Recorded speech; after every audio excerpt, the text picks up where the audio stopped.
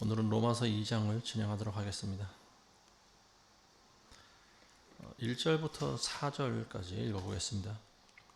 그러므로 이 사람아, 판단하는 네가 누구일지라도 변명하지 못할 것은 네가 다른 사람을 판단하는 것으로 네 스스로를 정죄함이니, 이는 판단하는 네가 똑같은 일들을 하기 때문이라.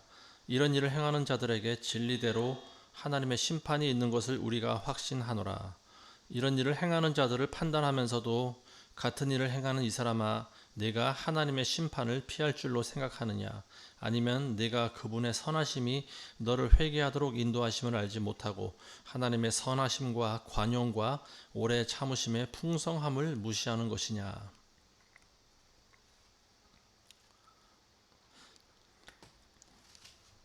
1절에 보시면은 판단에 대해서 이야기를 하고 있는데요. 다른 사람을 판단하는 것이 곧 우리 자신을 정죄하는 것이다, 이렇게 이야기하고 있습니다. 왜냐하면 내가 판단하는 사람이나 나 자신이나 똑같은 일을 하고 있기 때문이다, 이렇게 이야기를 하고 있습니다. 판단이라고 하는 것은 굉장히 중요한 겁니다. 판단력이 없으면 그리스도인들이 진리와 비진리를 구별하지 못합니다. 그리고 이 분별의 능력이 없으면 이것이 참인지 거짓인지를 구별하지 못합니다. 이 시대에 있어서 이 분별의 은사라고 하는 것은 은사 중에 어찌 보면 가장 중요한 은사라고도 볼 수가 있죠. 마태복음 7장 6절에 보시면 예수님께서 이런 말씀하시는데요. 거룩한 것들을 개에게 주지 말고 너희 진주를 돼지 앞에 던지지 말라. 그들이 그것을 밟고 돌이켜 너희를 찢어 상하게 할까 두려우니라. 여기서 개나 돼지는 무엇을 비유한 걸까요? 복음을 전해도 받아들일 만한 귀가 없는 사람들, 이런 사람들을 개나 돼지라고 비유하고 있습니다. 아무리 무식한 사람이라도 거룩하고 값진 진주 같은 거, 이런 것들을 짐승에게 던지거나 주지 않습니다. 짐승에게는 그것이 아무런 가치가 없기 때문에 그렇습니다.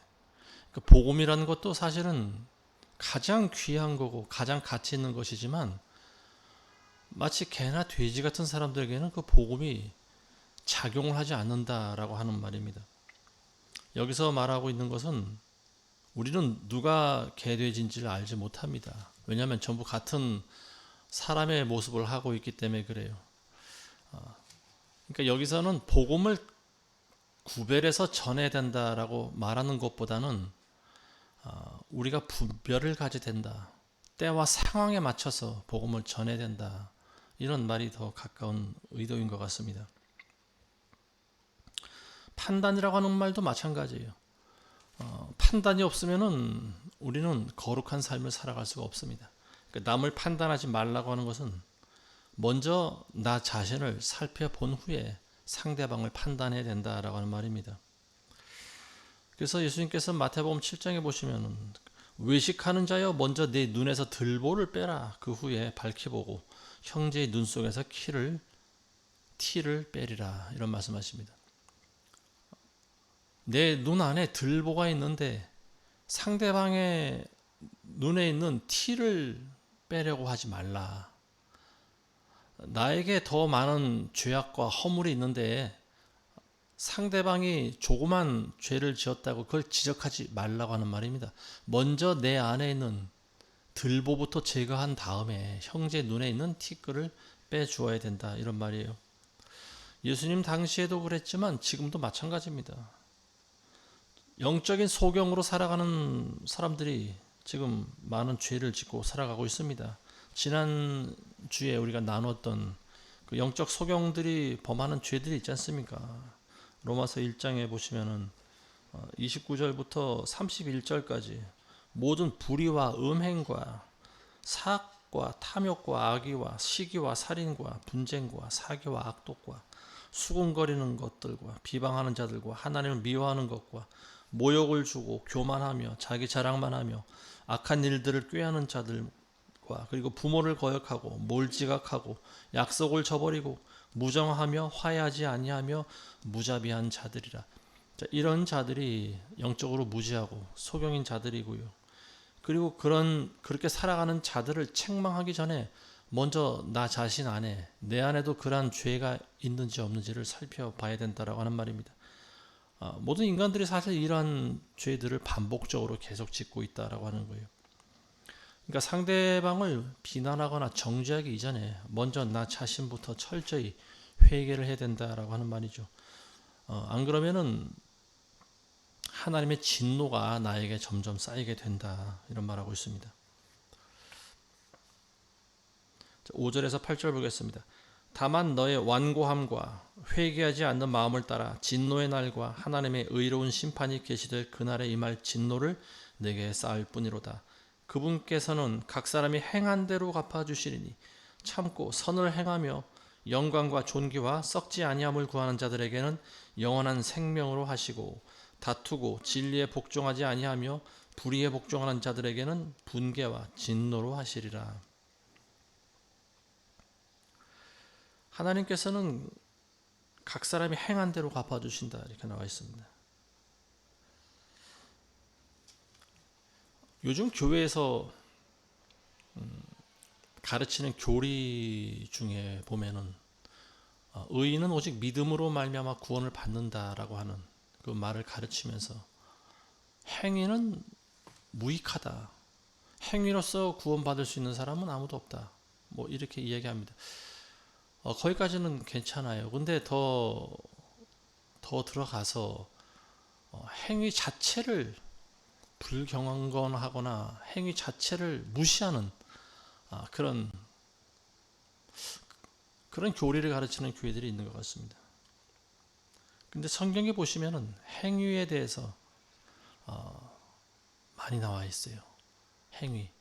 그 구원받은 그리스도인들의 행위는 구원받은 사람답게 살아간다라고 하는 거죠. 행위가 어떻게 중요하지 않을 수가 있습니까?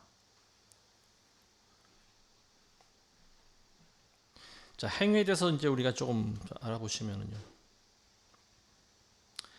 행위라고 하는 말이 두 가지 의미를 가지고 있습니다. 하나는 겉으로 보여지는 그런 행위가 있고요. 단순한 행동을 말하는 거죠. 이거를 포이에시스라고 합니다, 헬라어로. 그리고 내면의 행위라고 하는 것이 있어요. 이거는 뭐냐면 하나님 앞에서 보여주는 행위를 말하고 있습니다. 이거를 에르곤이라고 해요. 이 포이에시스와 에르곤 두 가지를 우리가 잘 살펴볼 줄 알아야 됩니다. 그리스도인들은 내면의 행위가 더 중요하다라고 하는 거죠. 이 믿음이 있다고 하는 사람들에게 있어서 이 에르곤, 내면의 행위가 아닌 포이에시스, 단순한 행동인데요. 이게 겉으로 보여지는 행동이고 이게 바로 종교적인 행동입니다. 근데 이거를 잘 구별하지 못하는 사람들이 있어요. 그리고 이러한 종교적인 행위라고 하는 것은요, 하나님 앞에서 하면 할수록 점점 하나님과 우리 관계를, 우리 사이를 멀어지게 하는 역할을 합니다. 왜냐하면 본인이 그 포이에시스에 의해서 스스로 미혹되기 때문에 그래요. 내가 하는 종교적인 행동이 하나님께 더 가까이 간다고 생각하는 거예요. 근데 절대 그렇지 않습니다. 그 행위를 우리는 주의하셔야 돼요. 하나님께서는 우리 마음의 동기를 보십니다. 그게 바로 내면의 행위예요. 이 사람이 이러한 행위를 하는 것이 과연 어떠한 동기에서 비롯되느냐, 이걸 보고 계신다라고 하는 거죠. 하나님을 사랑함으로 나오는 행위, 하나님께서는 그걸 기쁘게 받으십니다. 그렇지만 그 어떤 행위라도 하나님을 사랑하지 않는 사람이 하는 행위는 결코 하나님을 기쁘시게 할 수 없다라고 하는 거예요. 가장 좋은 예가 있어요. 이게 뭐냐면은 마리아가 향유 옥합을 가지고 와서 그걸 깨뜨립니다. 그리고 예수님 발에 그걸 붓습니다. 근데 예수님의 12제자가 그걸 다 보고 있었어요. 근데 거기서 발끈한 사람이 하나 있었죠. 바로 가룟 유다였습니다. 가룟 유다는 마리아를 책망하고 나무랍니다. 이 300데나리온이나 되는 이 비싼 거를 어떻게 너는 사람의 발에다가 부어버리느냐. 참으로 어리석도다. 그거를 팔아서 가난한 자들에게 줄 수도 있었는데 너는 왜 이런 어리석은 행동을 하느냐, 그걸 지적합니다. 우리가 얼핏 듣기에는 맞는 말 같아요. 근데 예수님께서는 그 사람의 마음의 동기를 보시지 않습니까? 이게 아무리 비싸고 그리고 또 그걸 팔아서 가난한 자들에게 주었을 때 그것이 더 어찌 보면은 하나님을 기쁘시게 하는 일일 수도 있다고 보여집니다. 그리고 우리는 대부분 그렇게 생각을 하고 있어요. 근데 예수님께서는 이 여인을 나무라지 않았습니다. 그대로 두어라 그랬어요. 그냥 내버려 두어라. 저 여인이 나의 장례 준비를 하고 있는 것이다, 이렇게 이야기를 하고 있습니다. 예수님께서 이제 곧 십자가 달으실 텐데 그걸 미리 저 여인이 준비하는 것이다, 예비하고 있는 것이다, 이렇게 이야기합니다. 그리고 그 향유 옥합이 300데나리온 정도 되는 가치가 있는 그런 말씀이라든지 아니면 이걸 팔아서 가난한 자들에게 주는 것이 더 낫지 않겠느냐, 이런 말씀을 일절 안 하십니다. 예수님께서 왜 그런 말씀하셨을까요? 중심을 보고 계셨기 때문에 그런 거예요. 이 마리아와 가룟 유다의 중심은 비교가 안 되는 거죠. 마리아는 정말로 마음속에서 예수님을 사랑하기 때문에 값비싼 걸 깨트릴 수 있는 그런 결단력을 보였다라고 하는 거죠. 비록 그것이 좀 합당하지 않은 행위라 할지라도 하나님은 그걸 기뻐하셨다라고 하는 거예요. 근데 반면에 합리적인 생각을 했다고 하는 가룟 유다는 어떤 인간입니까? 사실은 마귀의 마음을 가지고 있는 자였잖아요. 예수님의 제자지만 이 사람은 예수님을 사랑하지 않았습니다. 그리고 성경에는 가룟 유다가 도적이라고 그랬어요. 왜냐하면 회계였지 않습니까? 일행의 그 돈을 맡아서 관리하는 회계인데 그걸 자기가 조금씩 훔쳤다라고 하는 거죠. 그러니까 이 가룟 유다의 마음은 향유 옥합이 300데나리온이나 되는 건데 저 아까운 걸 그냥 깨서 버리다니, 거기까지인 거죠. 예수님을 사랑하는 사람하고 그렇지 않은 사람하고 차이가 바로 그겁니다. 예수님을 진정으로 사랑하는 사람들의 행위는요, 자기가 가지고 있는 것이 아깝지가 않아요. 근데 예수님을 사랑하지 않는 사람들은요, 무슨 행동을 하더라도 하나님께 인정을 받지 못합니다. 그 동기를 보시는 거예요. 예수님께서는 저 사람이 하는 행위의 동기를 다 보고 계신다라고 하는 거죠.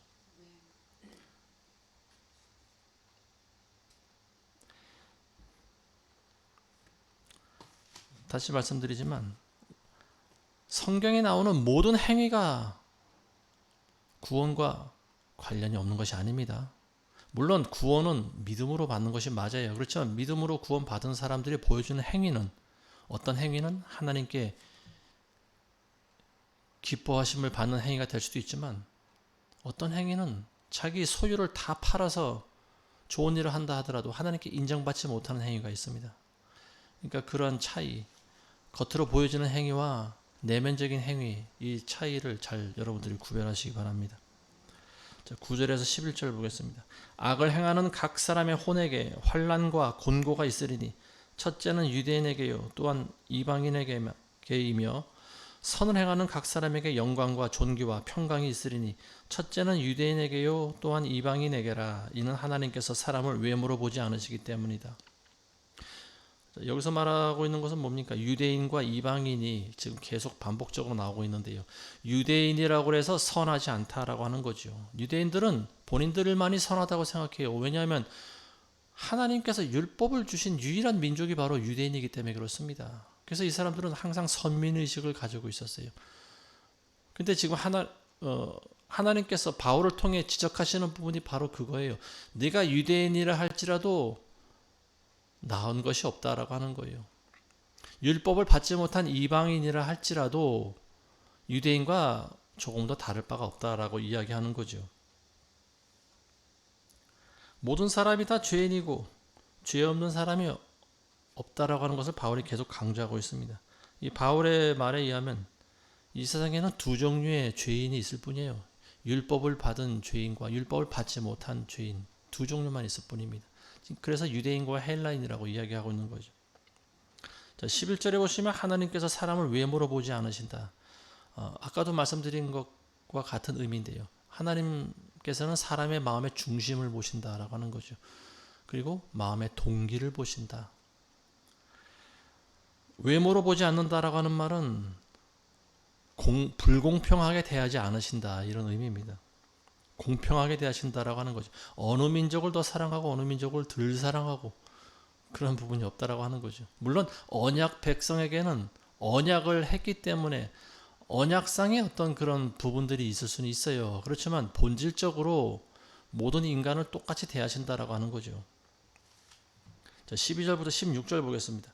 율법 없이 죄를 지은 사람들은 모두 율법 없이 멸망할 것이요 율법 안에서 죄를 지은 사람들은 모두 율법에 의해 심판받게 되리니 하나님 앞에서는 율법을 듣는 자들이 의인이 아니요 율법을 행하는 자들만이 의롭다 하심을 받으리라.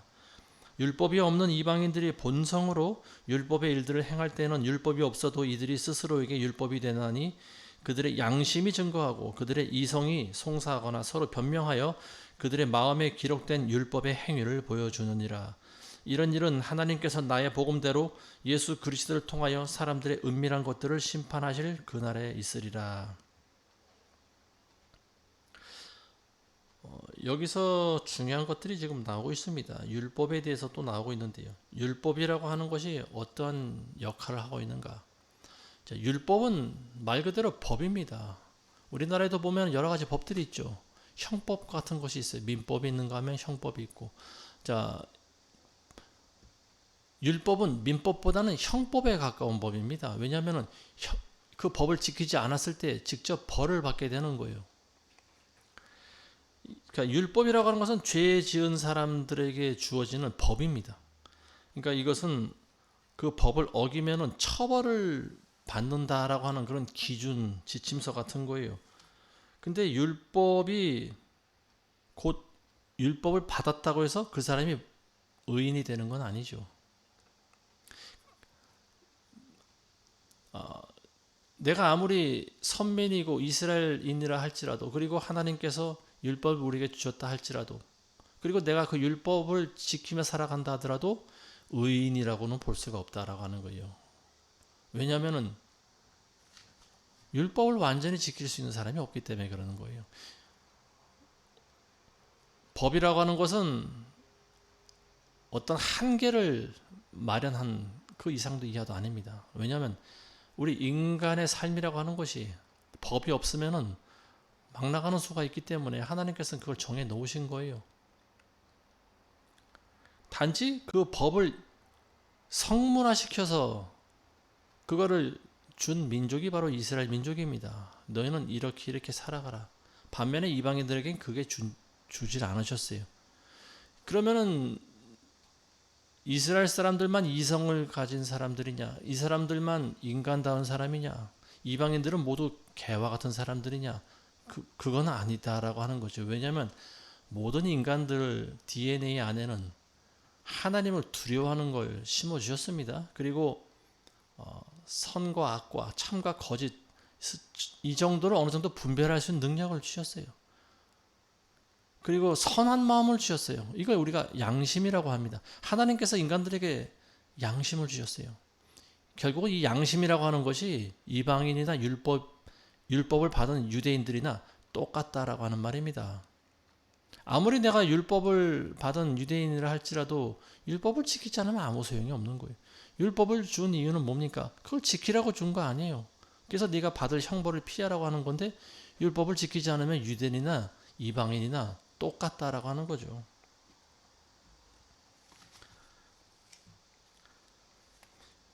이방인들이 본성으로 율법의 일을 행할 수 있다 이렇게 나와 있습니다. 그러니까 어떤 성문화된 그런 두루마리나 어떤 이런 문서를 받지 못했지만 내 안에 있는 양심이 율법의 일을 행한다라고 하는 거예요.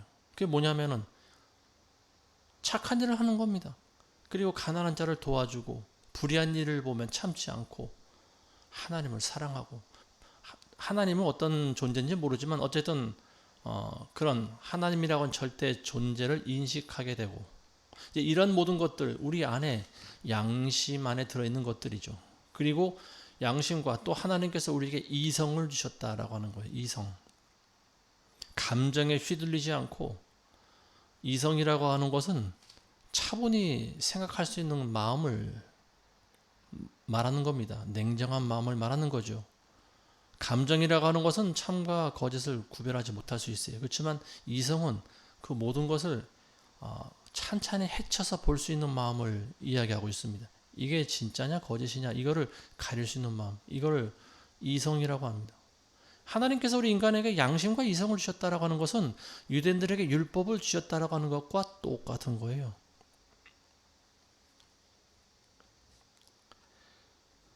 그래서 이게 바로 마음에 기록된 율법이라고 하는 겁니다. 그게 양심과 이성이라고 하는 거죠.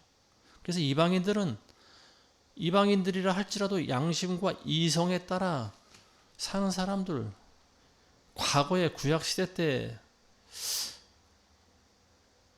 그러니까 이런 이야기를 하는 것이 굉장히 조심스러운 이유 중에 하나는 뭐냐? 구약 시대 때 구원받은 이방인들이 있냐 없냐 이렇게 질문할 수가 있습니다. 근데 이방인이라 할지라도 모든 이방인들을 전부 하나님께서 지옥에 보내시지는 않는다라고 보여집니다. 왜냐하면 이 사람들에게도 양심이 있기 때문에 그래요. 양심에 따라서 살아가는 사람들, 하나님께서는 이런 사람들에게도 어떤 구원의 기회를 주신다라고 봅니다. 그리고 16절에 보시면 이런 일은 하나님께서 나의 복음대로 예수 그리스도를 통하여 사람들의 은밀한 것들을 심판하실 그 날에 있으리라. 그 날에. 언젠가 제가 지옥에 관해서 설교를 했지만은 지옥이라고 하는 것은 물론 형벌을 받는 장소입니다. 근데 예전에는 의인과 악인이 모두가 음부에 있었어요. 땅 밑 속에 있었습니다. 땅 속에 있었어요. 근데 단지 구별된 장소에 있었다라고 하는 거죠. 악인은 음부에서 불못 가운데 불타는 장소에서 고통을 당하고 있고요. 의인은 한쪽에 있습니다. 거기가 바로 낙원이고 거기가 안식처인 거죠.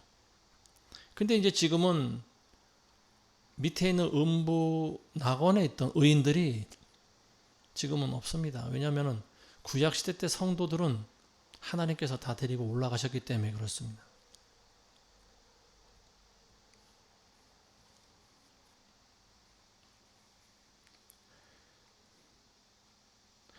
바울이 계속 이야기하고 있는 부분은 율법에 대해서 이야기하고 있고요. 그리고 모든 인간들이 율법을 다 지킬 수가 없다라고 하는 거고요.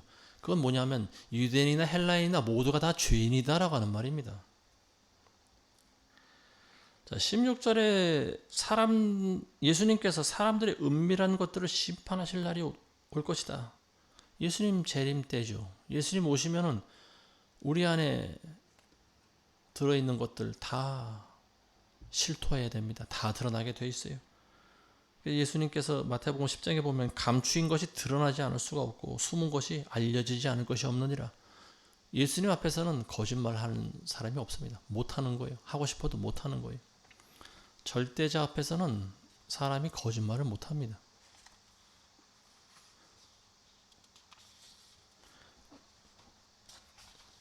얼마 전에 지난주에 우리나라 최고 지도자가 트럼프 앞에 갔을 때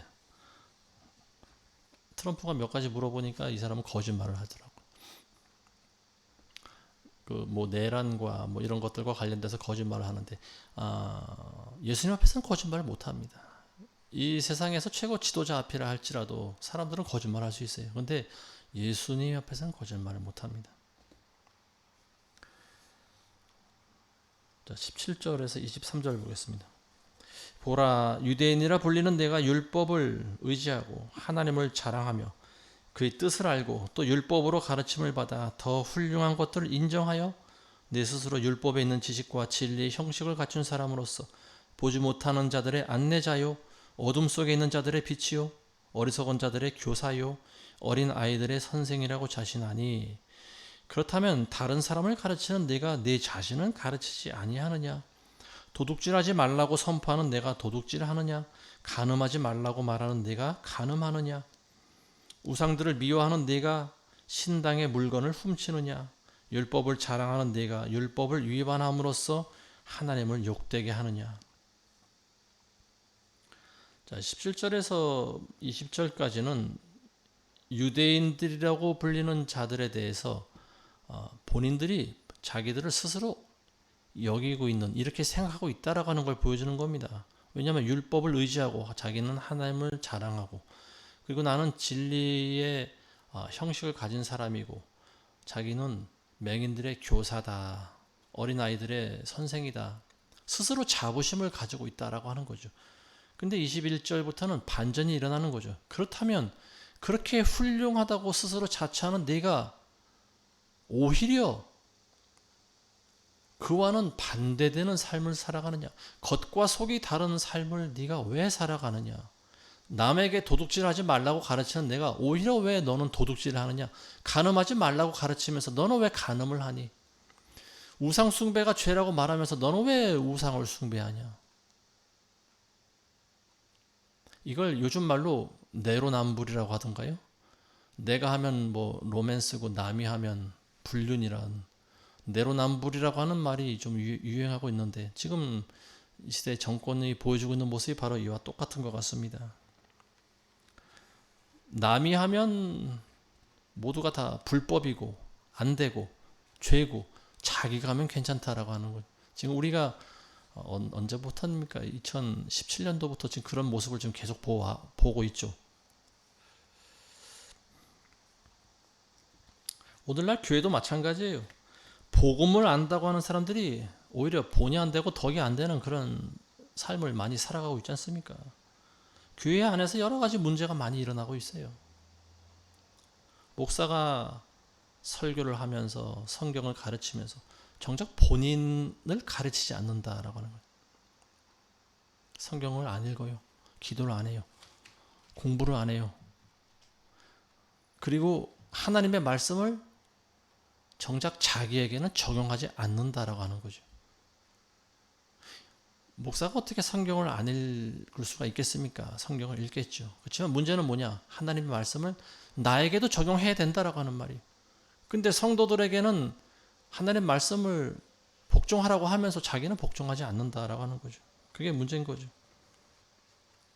그리고 교회 돈을 자기 마음대로 횡령하고, 또 교회 안에서 또 어떤 여인들과 눈이 맞으면 또 간음도 하고, 자, 이런 모든 것들이 하나님을 욕되게 하고 있는 것이다 라고 하는 거죠. 예수님께서 너희는 세상의 빛과 소금이 되어야 된다라고 말씀하셨는데 그렇게 되지 못하고 있는 거예요. 교회가 오늘날 빛과 소금의 역할을 감당하지 못합니다. 그러니까 어떻게 됩니까? 예수님 말씀대로 지금 일어나고 있잖아요. 소금이 짠맛을 잃으면 밖에 버리워져 사람들의 발에 밟히느니라. 지금 교회가 사람들 발에 밟히고 있는 시대입니다. 불의한 자들이 교회를 급습해서 수색하고 자료를 다 가져가고 조사하고 마음대로 휘젓고 다녀도 그렇게 하신 거예요. 그렇게 하게 내버려 두신 거예요, 하나님께서. 과거에는 그런 일이 어디 있었습니까? 교회가 빛과 소금이 못 되니까 지금 이게 영적인 법칙인 것 같습니다. 불의한 자들이 지금 교회를 마음대로 들락날락 하면서 교회를 모독하고 있는 일들이 지금 벌어지고 있죠. 자, 24절에서 27절 보겠습니다. 기록된 바와 같이 하나님의 이름이 너희로 인하여 이방인들 가운데서 모독을 당하는도다. 네가 율법을 지킨다면 할례가 정녕 유익하지만 네가 율법을 위반하는 자가 되면 네 할례가 무할례로 되느니라. 그러므로 만일 무할례자가 율법의 의를 지킨다면 그의 무할례를 할례로 여길 것이 아니냐. 또 본래 무할례자가 율법을 온전히 지키면 법문과 할례로서 율법을 범하는 너를 판단하지 않겠느냐. 자, 이번에는 할례에 대해서 이야기하고 있습니다. 유대인들이 자랑하고 있는 게 두 가지가 있는데, 하나는 율법이고요. 그 다음에는 자기 자신이 할례 받은 자들이다라고 하는 거예요. 할례를 모르는 분들은 없겠죠. 사내 아이가 태어나서 8일이 되면 8일째 되는 날 생식기 끝을 조금 잘라줍니다. 이게 바로 할례예요. 이 할례를 받으라고 한 것은 이제 창세기에 보면은 나오는데요. 하나님께서 아브라함에게 너와 너에게 속하는 모든 식솔들 전부 할례를 받으라 이렇게 말씀하십니다. 왜 하나님께서 굳이 사람의 몸에 고통을 주어가면서까지 언약 백성으로서 어떤 표징을 삼으셨을까 생각을 해봐야 됩니다. 할례라고 하는 것은 내가 하나님의 언약 안으로 들어왔다라고 하는 거예요. 이스라엘 백성들이 다른 이방인과 구별되게 되는 이유 중에 하나가 바로 할례라고 하는 거예요. 그 표적을 그 표징이죠. 징표를 내 몸에 남기는 겁니다. 나는 하나님의 언약 백성이야. 그래서 그걸 볼 때마다 내가 하나님과 언약을 맺은 백성이다라고 하는 것을 잊지 않게 해주는 거예요. 근데 문제는 내가 하나님과의 언약을 과연 잘 이행하고 있는가라고 하는 거죠. 율법대로 내가 살아가고 있는가? 100% 내가 율법을 지키며 살아갈 수 있는가? 아무도 없다라고 하는 거죠. 결론적으로 그게 되질 않는다라고 하는 거예요. 창세기 15장에 보시면 하나님께서 아브라함에게 이렇게 말씀하십니다. 내 몸에서 난 자가 내 상속자가 되고 되리라. 그리고 그를 밖으로 데리고 나가서 별을 가르치시면서 내 자손들이 저와 같이 되리라. 저 별과 같이 많게 될 것이다. 근데 지금 아브라함은 이 말씀을 들었을 때 어떤 심정입니까? 마음에 의심이 들어오죠. 그리고 그게 믿어지지가 않는 거죠. 도저히. 나는 지금 자식 하나도 없는데 어떻게 내 몸에서 하늘의 별과 같이 많은 자손이 태어날 것인가? 그래서 물어봅니다. 하나님한테 여호와여, 내가 이 땅을 소유로 받을 것을 무엇으로 알리까? 당신이 무엇으로 증명할 겁니까? 그러니까 하나님께서 아브라함에게 언약을 맺자.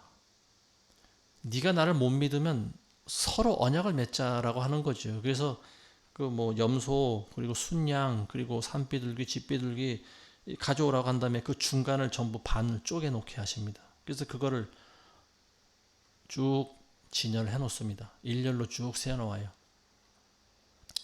자, 그리고 이제 해가 집니다. 어두워져요. 어둠이 들어올 때 어떤 일이 일어납니까? 하나님이 임하시죠. 바로 이게 횃불 언약입니다. 불타는 이 횃불이 그 쪼갠 재물 사이로 쭉 지나가는 거예요. 그리고 그걸 다 태워버립니다. 이게 바로 횃불 언약이라고 하는 건데요. 이 언약이라고 하는 말을 히브리어로 베리트라고 합니다. 이 베리트라고 하는 말이 뭐냐면 쪼갠다라고 하는 말이에요. 그러니까 언약이라고 하는 것이 이와 같다라고 하는 거죠. 쪼개진다. 서로 약속을 했는데 언약을 맺었는데 어느 한쪽이 이행하지 않으면 너는 이 재물처럼 쪼개진다라고 하는 말입니다. 죽는다라고 하는 거예요. 그래서 할례라고 하는 것이 이와 같은 거예요. 네가 언약 백성이다. 네가 언약을 지키지 않으면 네가 할례의 고통을 당한 것처럼 너도 쪼개질 것이다 라고 하는 걸 보여주는 거죠. 사람이 율법을 모두 다 지킬 수가 있으면 율법으로 영생을 얻을 수 있죠. 그렇지만 그런 사람이 없다라고 하는 거예요. 그러니까 율법이라고 하는 것이 하나님과 나와의 언약인 동시에 뭡니까? 나는 죽을 죄인이다라고 하는 사형 판결문이 될 수도 있다라고 하는 말이죠. 이 할례를 통해서 하나님께서 우리와 세우신 그 언약의 목적이라고 하는 것은 뭐냐? 인간이 결코 하나님과 언약을 지킬 수가 없다라고 하는 거죠. 그래서 우리는 사형수구나. 이걸 깨달아야 된다라고 하는 말입니다. 유대인들이 아무리 할례를 받은 백성들이지만 율법을 어길 때는 그 할례가 효력이 없어진다라고 하는 말입니다. 반대로 26절에서 27절에 보시면 그럼 이방인들이라 할지라도 이 사람들은 할례를 안 받았지만 반대로 율법을 지킨다면 할례자로 역임을 받는다라고 하는 거죠. 할례자와 같은 역임을 받는다. 물론 이방인들이 실제로 그렇게 율법을 지키거나 이행하지 못합니다. 이 사람들은 일단은 율법을 모르는 자들이에요. 그렇지만 최대한 양심에 따라서 행동할 때 오히려 할례 받은 유대인들보다 이방인들이 나을 수가 있다라고 하는 거예요. 그리고 이방인들이 오히려 나는 할례 안 받은 이방인이지만 너는 할례도 받고 율법도 받은 유대인보다 오히려 내가 낫지 않느냐 이렇게 그들을 정죄할 수 있다라고 하는 거죠. 이 어떤 가정상의 논리로 지금 그렇게 이야기하는 겁니다. 바울이 이야기하는 것은 할례를 받았느냐 안 받았느냐, 이 할례의 행위보다 중요한 것은 뭐냐? 율법을 지키는 것이 더 중요하다라고 하는 거죠. 하나님과의 언약을 지키는 것이 중요한데 너희는 지금 계속 겉으로 보여주고 있는 그런 징표들만 가지고 너희가 훌륭하다고 지금 스스로 교만하고 있다라고 하는 걸 지적한 거죠. 자, 계속 보겠습니다. 28절에서 29절 봅니다. 표면적 유대인이 유대인이 아니요 표면적 육체의 할례가 할례가 아니라 내면적 유대인이 유대인이요 할례는 마음의 할례이니 영에 있고 법문에 있지 않은 것이라. 그들의 찬사는 사람들에게서가 아니라 하나님에게서라. 표면적 유대인이 유대인이 아니라고 그랬어요.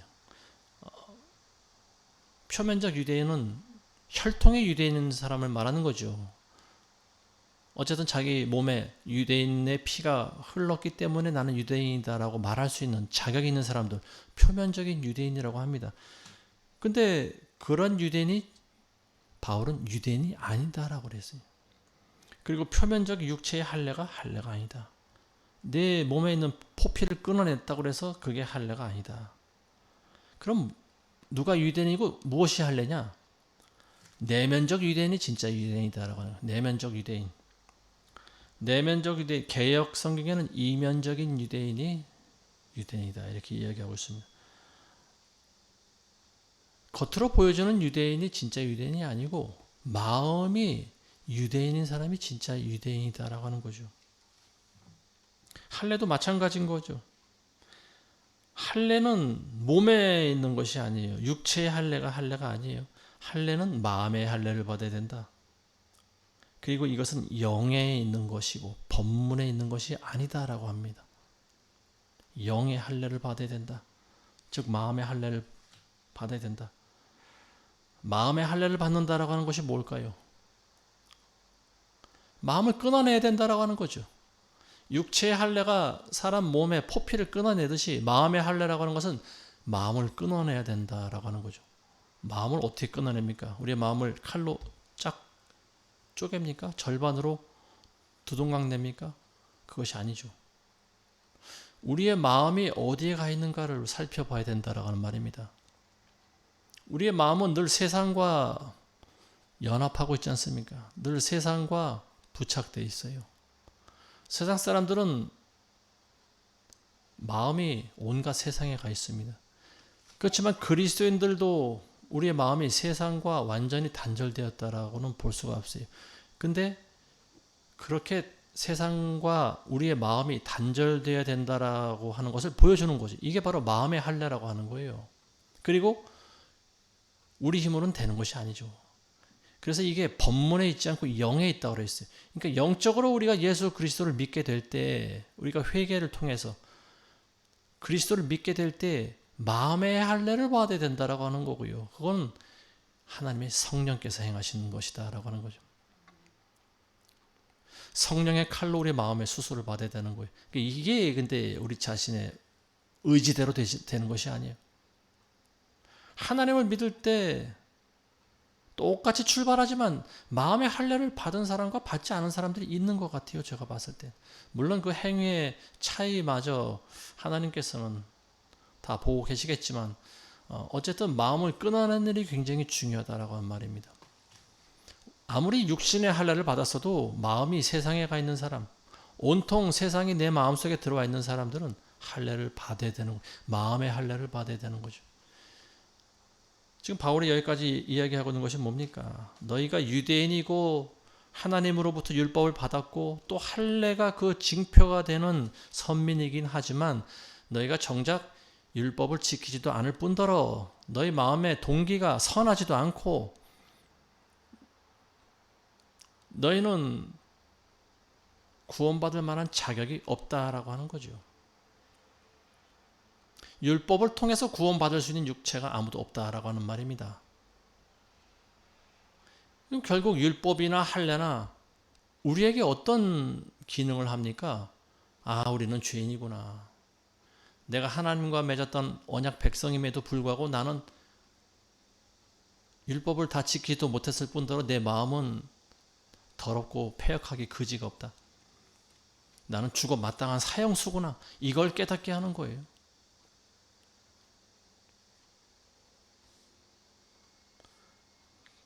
어느 책에서 바울은 그래서 이렇게 이야기합니다. 옛사람을 죽여야 된다. 옛사람. 옛사람이란 어떤 사람일까요?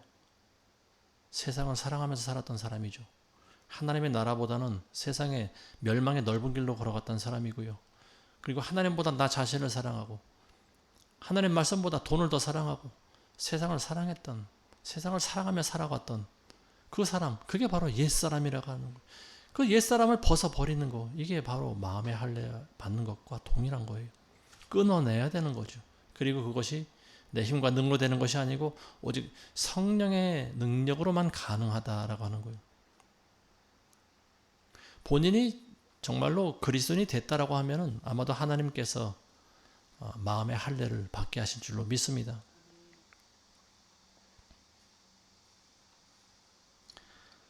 우리가 죽어야 된다라고 하는 거예요, 결국은. 그래서 우리가 십자가에 못이 박혀야 된다라고 하는 거고요.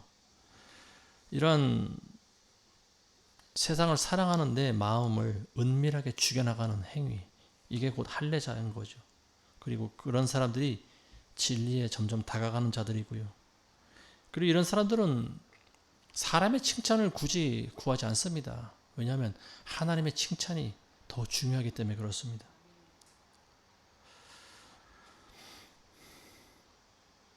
이제 말씀을 다시 한번 정리하겠습니다. 유대인이나 헬라인이나 모두가 다 죄인이고요.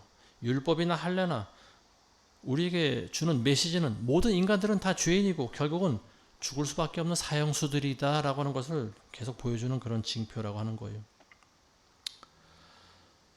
사자성어 중에 표리부동이라고 하는 말이 있습니다. 표리부동. 겉과 속이 서로 다르다라고 하는 거예요. 겉과 속이 같아야 되는데 겉과 속이 다르다. 이걸 표리부동이라고 합니다. 유대인이라고 겉만 유대인이라고 해서 그 사람이 진짜 유대인이 아니라고 하는 거죠. 그리고 그 사람이 아무리 육신의 할례를 받은 사람이라 할지라도 할례자가 아니라고 하는 거예요. 아무리 우리가 교회 다닌다고 하더라도 다 그리스도인이 아니라고 하는 말입니다. 왜냐하면 내가 아무리 교회를 다닌다고 하더라도 겉과 속이 다른 사람들이 많이 있기 때문에 그렇습니다. 내가 아무리 겉으로 믿음이 좋은 척해도 하나님을 속일 수는 없다라고 하는 거예요. 그런 모습을 표리부동한 사람들이다 이렇게 이야기합니다. 겉과 속이 다르다. 겉으로는 굉장히 거룩해 보이고 진실해 보이는데 속에는 늑대가 들어있는 사람들이 많이 있습니다. 예수님께서도 이걸 언급하시지 않습니까? 겉으로는 양의 옷을 입고 너에게 나아오지만 속에는 이리가 들어있다고 합니다. 거짓 선지자의 모습이 바로 이와 같습니다.